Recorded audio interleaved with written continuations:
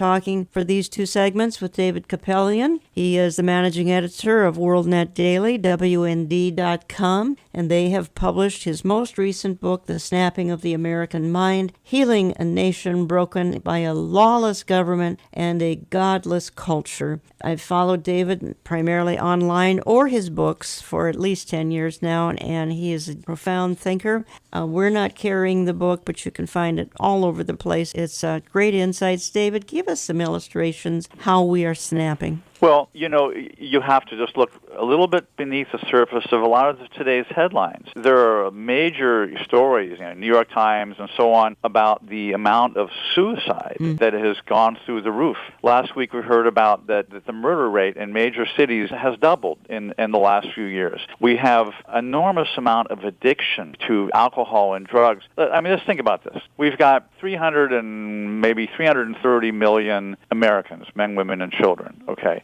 330 million. In that, you have 110 million with a sexually transmitted disease. I mean, that sounds like all the grown-ups, basically. Yeah. You have about 50 million are taking mood-altering psychiatric drugs, and you have another 25 million that are taking sometimes the same drugs illegally. That's 75 million. And then you have about 60 million that are abusing alcohol. So you're talking about, in round numbers, 130 million Americans that are dependent on mind-altering, mood-altering substances just to get through life. I could go on with many, many more statistics, but let's just pause there. That shows you a nation in grave conflict.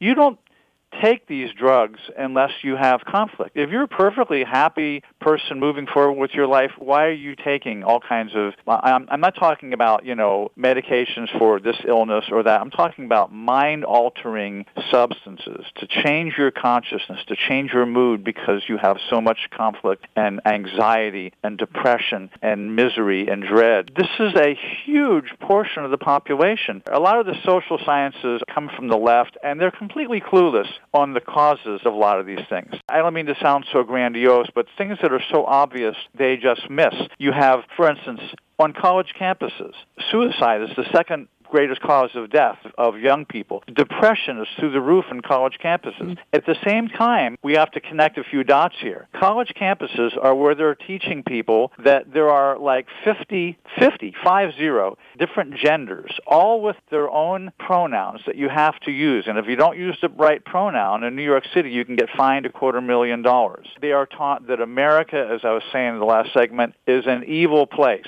And whatever they're taught, they come out thinking that communism and socialism is a good thing, hence the Feel the Burn movement. Yeah. They are taught that you can have sex with anything that moves, and that's your right. They are taught that there is no God. They are taught that there is no right and wrong. There's no morality. Morality is whatever you want it to be. Jan, you can't tell me that you can teach beautiful, impressionable young people these things and not throw them into tremendous inner conflict that they're going to reach out to relieve through drugs or, ironically, through sex and all this thing, which is a very common acting out, basically losing themselves in something. It's a losing game. It just gets worse and worse. There's no good end to that way of dealing with your inner conflicts. And why do we have the inner conflict? Because there is a God. We do have a conscience that He graciously tucked into each one of us, a little bit of consciousness of right and wrong. You're a little kid and somebody steals something from you, you know that it's wrong what they did. You don't have to have the Ten Commandments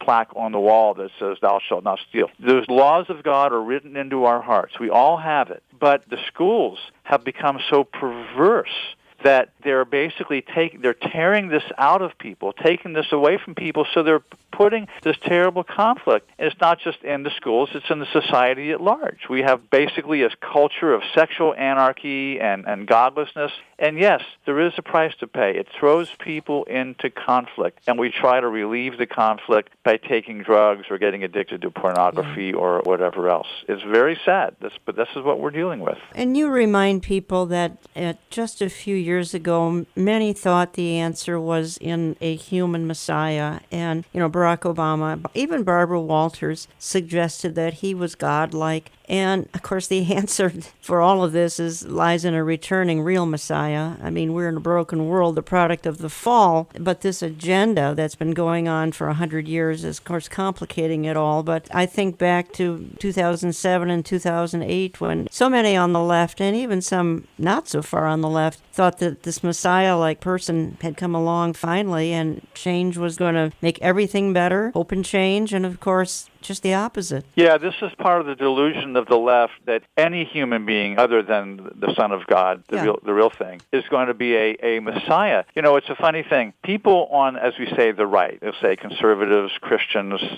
tend to look within. They tend to look for the perfecting of human character, for basically repentance, forgiveness. Let's just say it, biblical Christian virtues. That's the realm where we're going to find healing, where we're going to find healing of our own problems, our family problems, even and ultimately our societal problems. Okay, the left is not introspective. It sees all the problems on the outside. They got to restructure society. They got to redistribute wealth. They have to change these laws. They have to force people to do this and that is why they are open to human messiahs. And Hitler was seen as a messiah by the German people, the middle of the 20th century. And so it's a very dangerous thing to be looking for human messiahs. But when we're talking now about the last chapter of the Snapping book, which is called Messiahs, False and True, and you can't have a counterfeit something without having a real thing. Otherwise, counterfeit doesn't mean anything, okay? Mm-hmm. There are counterfeit messiahs, and I go through them, and I go through the Islamic counterfeit messiahs, which are really a hoot, and all the political messiahs that we've elected in our country, including the current one. And then I get around to the real Messiah, and I hope in a kind of a fresh way, not a recycling all the same, transcendent truths, but I'm trying to, if you remember the last chapter where I take people on this trip through outer space and all that, I'm trying to get people on a wavelength where they realize that God put us, these flawed vessels that we are, in this magnificent universe where fantastic, things orbiting around other things and fiery stars and the same kind of universes are happening on the microscopic level of, electrons going around atoms, nuclei, and all this.